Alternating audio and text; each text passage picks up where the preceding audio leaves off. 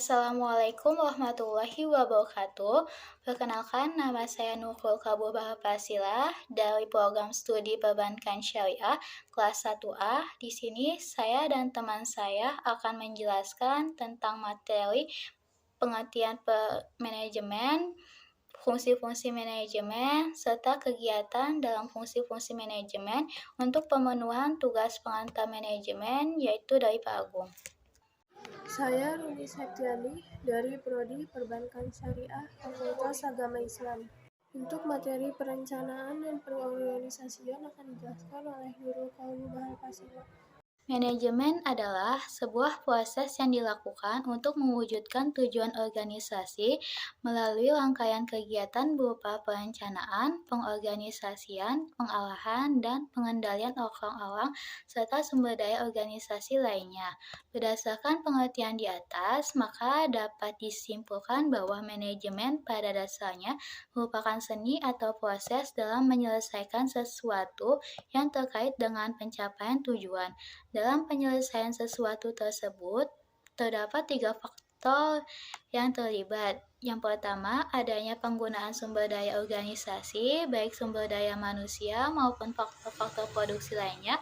Yang kedua, adanya proses yang bertahap dari mulai perencanaan, pengorganisasian, pengalahan, dan pengimplementasian hingga pengendalian dan pengawasan. Yang ketiga, adanya seni dalam menyelesaikan pekerjaan. Fungsi-fungsi manajemen adalah serangkaian kegiatan yang dijalankan dalam manajemen berdasarkan fungsinya masing-masing dan mengikuti satu tahapan-tahapan tertentu dalam pelaksanaannya. Fungsi-fungsi manajemen terdiri dari 4 fungsi, yaitu perencanaan atau planning. Proses yang menyangkut upaya yang dilakukan untuk mengantisipasi kecenderungan di masa yang akan datang dan penentuan strategi dan taktik yang tepat untuk mewujudkan target dan tujuan organisasi. Kegiatan dalam fungsi perencanaan yaitu menetapkan tujuan dan target bisnis, merumuskan strategi untuk mencapai tujuan dan target bisnis tersebut, menentukan sumber-sumber yang diperlukan, menetapkan standar indikator keberhasilan dalam pencapaian tujuan dan target bisnis. Pengorganisasian atau organizing yaitu proses yang menyangkut bagaimana strategi dan taktik yang telah dirumuskan dalam perencanaan didesain dalam sebuah struktur organisasi yang tepat dan tangguh, sistem dan lingkungan organisasi yang kondusif, dan bisa memastikan bahwa semua pihak dalam organisasi bisa bekerja secara efektif dan efisien guna pencapaian tujuan organisasi.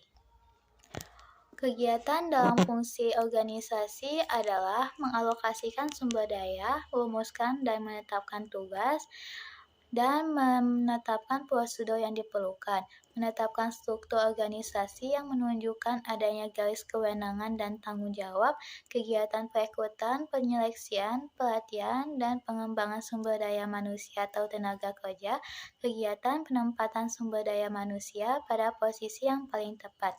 Selanjutnya akan dijelaskan oleh teman saya. Terima kasih. Fungsi selanjutnya atau fungsi ketiga yaitu fungsi pengarahan dan implementasi dalam manajemen organisasi.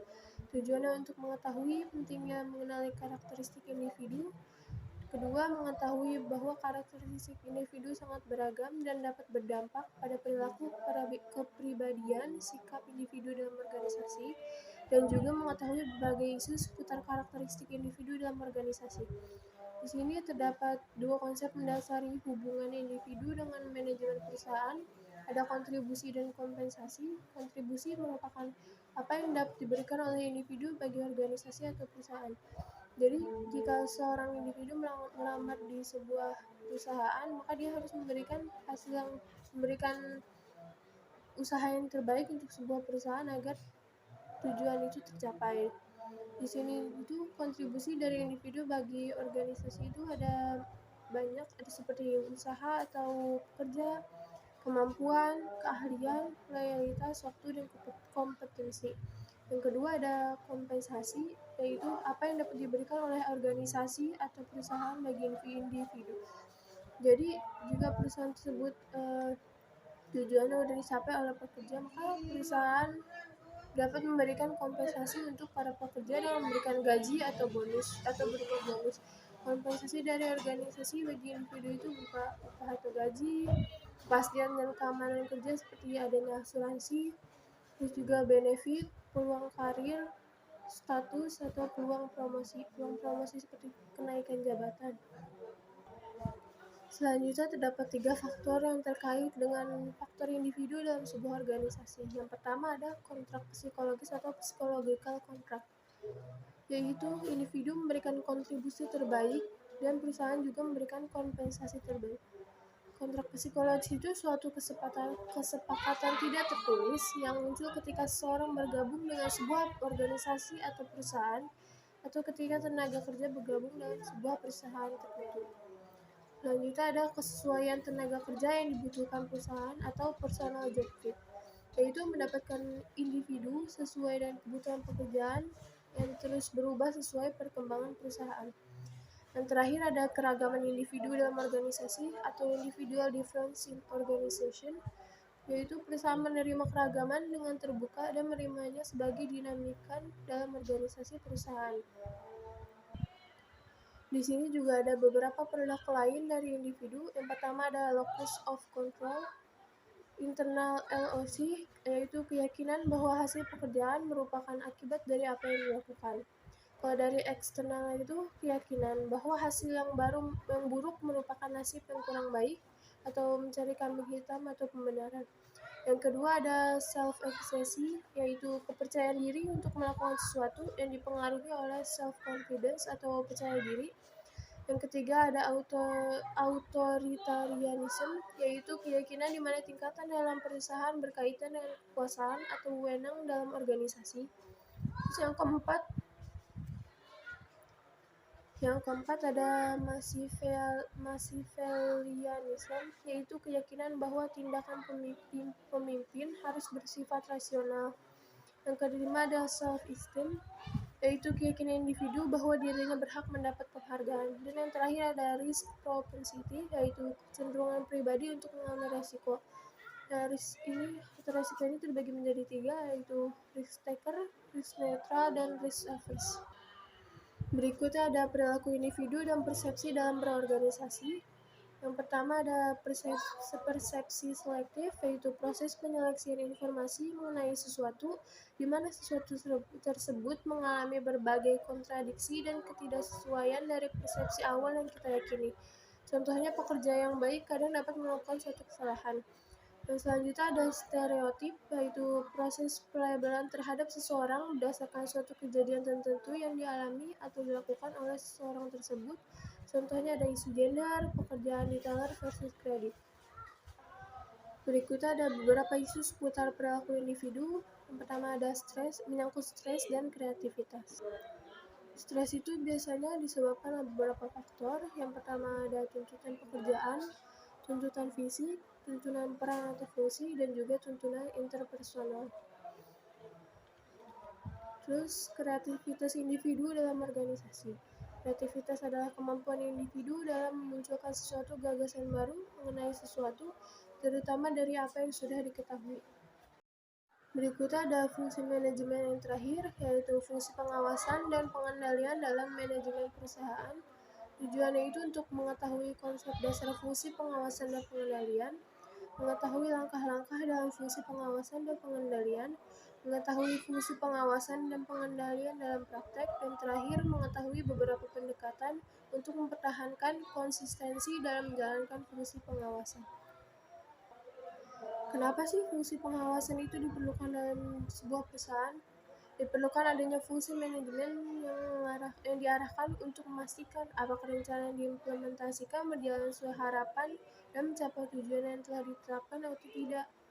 Pengawasan adalah proses dalam menetapkan ukuran kinerja dan pengambilan tindakan yang dapat mendukung pencapaian hasil yang diharapkan sesuai dengan ukuran kinerja yang telah ditetapkan tersebut.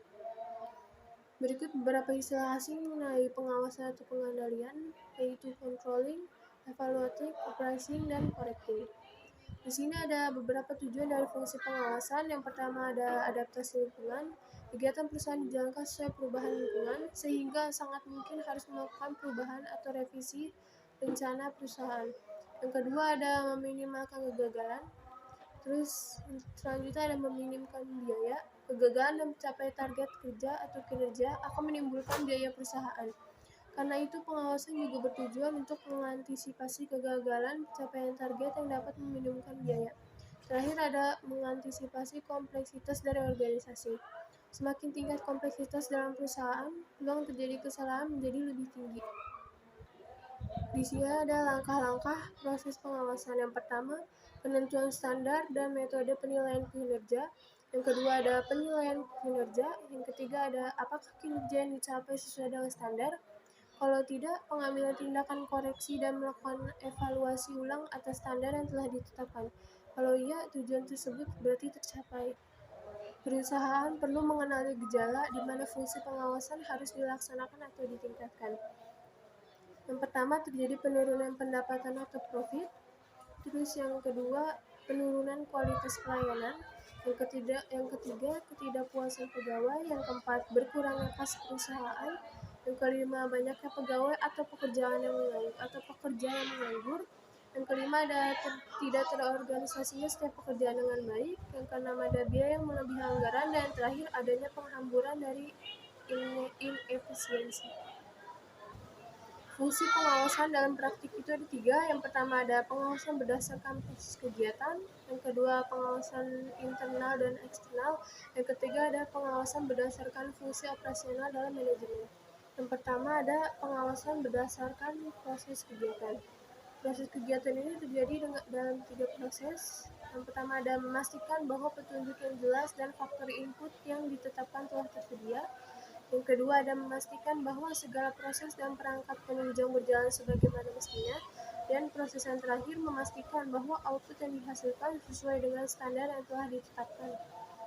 Yang berikutnya ada pengawasan internal dan eksternal. Pengawasan internal yaitu pengawasan yang dilakukan secara mandiri oleh setiap pekerja terhadap tugas yang dibebankan kepadanya. Yang kedua ada pengawasan eksternal. Pengawasan eksternal adalah pengawasan yang dilakukan terhadap seseorang atau bagian oleh orang atau bagian lain di luar bagian yang diawasinya. Terus yang ketiga ada pengawasan berdasarkan fungsi operasional perusahaan dibagi menjadi 5 bagian. Yang pertama ada bagian sumber daya manusia. Yang kedua ada bagian informasi. Yang ketiga bagian keuangan. Keempat bagian pemasaran. Dan yang kelima bagian operasi dan produksi. Beberapa faktor yang terkait dengan pengawasan dalam bidang sumber daya manusia. Yang pertama ada penerapan employee discipline system. Yang kedua adanya career path. Yang ketiga pemahaman manajer atau motivasi, kepuasan, serta gaya kepemimpinan yang diterapkan. Yang kedua ada pengawasan di bagian informasi, biasanya menggunakan teknologi komputer dan informasi, dan juga menerapkan sistem informasi manajemen. Terus yang ketiga ada pengawasan di bagian keuangan. Biasanya di bagian keuangan ini mengelola penyediaan sumber dana dan kegiatan alokasi atau penggunaan dana. Yang selanjutnya ada pengawasan di bagian pemasaran. Di bagian pemasaran ini biasanya tugasnya mengevaluasi atas pasar sasaran dan pasar potensial, juga mensurvei atas perilaku konsumen dan berbagai faktor yang terkait dengan konsumen, dan terakhir mengevaluasi atas strategi pemasaran dan bauran pemasaran yang dilakukan. Yang terakhir ada pengawasan di bagian produksi atau operasi. Yang pertama ada evaluasi atas plan location.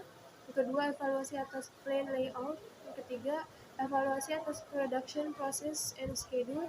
Yang terakhir ada evaluasi atas product distribution. Terakhir ada mempertahankan atau memelihara fungsi pengawasan dengan melakukan 2 cara, yaitu yang pertama sistem pengawasan tradisional atau traditional control system. Yang kedua ada sistem pengawasan yang berdasarkan komitmen atau commitment based control system.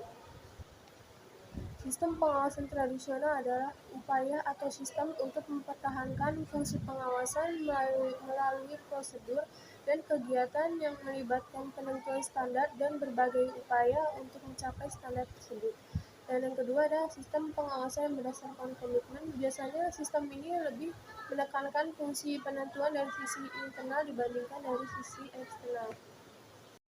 4 fungsi yang terkait dengan manajemen yang sudah saya dan teman saya jelaskan. Kurang lebihnya mohon maaf. Wassalamualaikum warahmatullahi wabarakatuh.